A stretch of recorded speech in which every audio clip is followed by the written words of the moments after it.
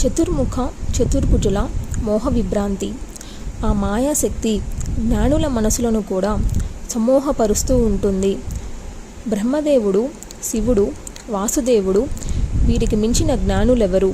వీరే సమ్మోహితులై అనురాగ విభ్రాంతిలో మునుగుతున్నారు.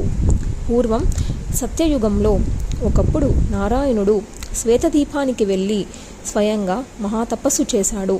బ్రహ్మ విద్యను తెలుసుకోవాలని అతడి కోరిక. బ్రహ్మదేవుడు కూడా తపస్సు చేశాడు. అనస్వరము శాశ్వతము అయిన సుఖాన్ని తెలుసుకోవాలని అతడి వాంఛితం. కొంతకాలం తపస్సు చేశాక నారాయణుడు స్థలం మార్చాడు. అదే ద్వీపంలో మరొక ప్రదేశంలో కూర్చొని తపస్సు సాగించాడు. బ్రహ్మదేవుడు అలాగే స్థలం మార్చాడు. ఈ సంరంభంలో మార్గమధ్యంలో ఇద్దరు తారసపడ్డారు. నువ్వెవరు అంటే నువ్వెవరు అనుకున్నారు. నేను ఈ జగత్తుకు సృష్టికర్తను అన్నాడు చతుర్ముఖుడు. మూర్ఖుడా, నువ్వు సృష్టికర్తవేమిటి? నేనే సృష్టికర్తను అన్నాడు చతుర్భుజుడు. నువ్వెంత, నీ శక్తి ఎంత? నీదంతా రజోగుణం, నేను సత్వగుణం. మూర్తిభవించిన వాసుదేవుణ్ణి తెలుసా? సనాతనుడిని తెలుసుకో. ఒకప్పుడు మధుకైటబులు నిన్ను చంపబోతే నేను రక్షించాను, గుర్తు తెచ్చుకో. మోహంలో పడిపోయి గర్వించి మాట్లాడుకు, అది మంచిది కాదు. ఈ సృష్టిలో నాకంటే గొప్పవాడు లేడు, ఇది సత్యం, గుర్తించు అని విష్ణుమూర్తి జమాయించి పలికాడు. ఇలా బ్రహ్మ విష్ణువులకు వివాదం చెలరేగింది. ఇద్దరికి కోపం వచ్చింది.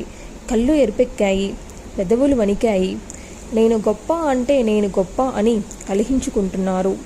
అంతలోకి ఇద్దరి మధ్యలో ఒక లింగాకారం ఆవిర్భవించింది.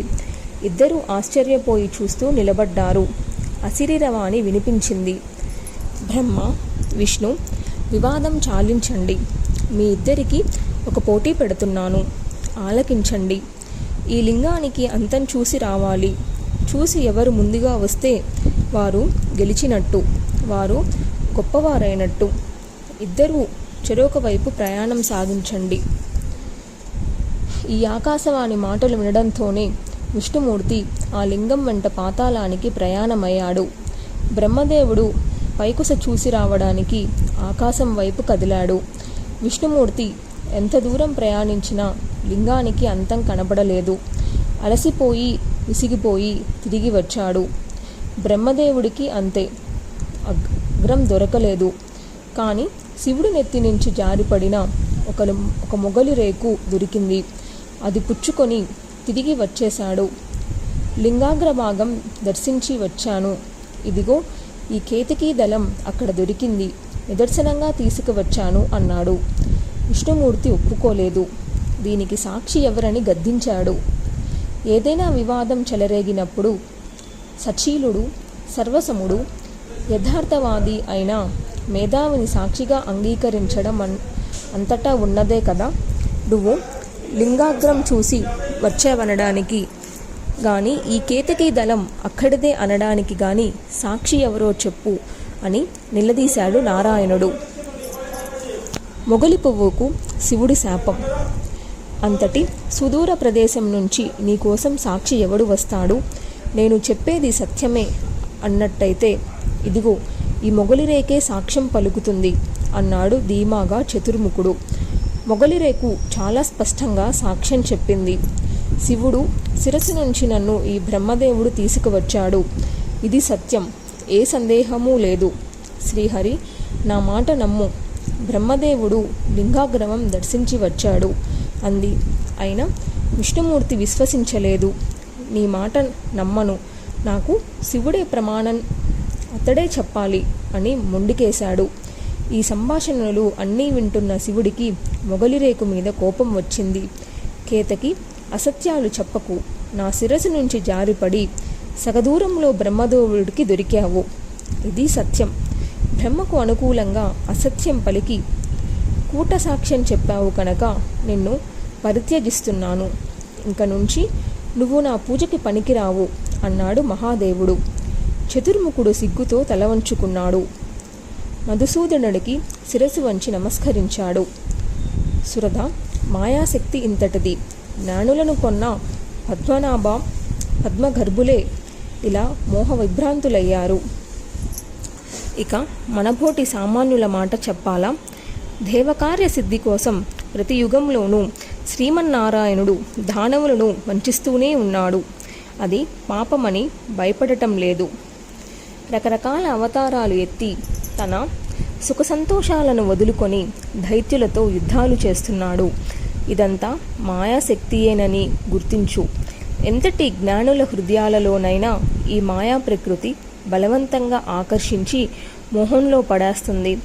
చరాచర ప్రాణకోటిలో అంతటా వ్యాపించి ఉన్న ఈ మాయాశక్తి కేవలం మోహదం మాత్రమే కాదు, జ్ఞానప్రదం కూడా ఆవిడయే. మోహానికి మోక్షానికి ఆ మాయాదేవియే కారణం.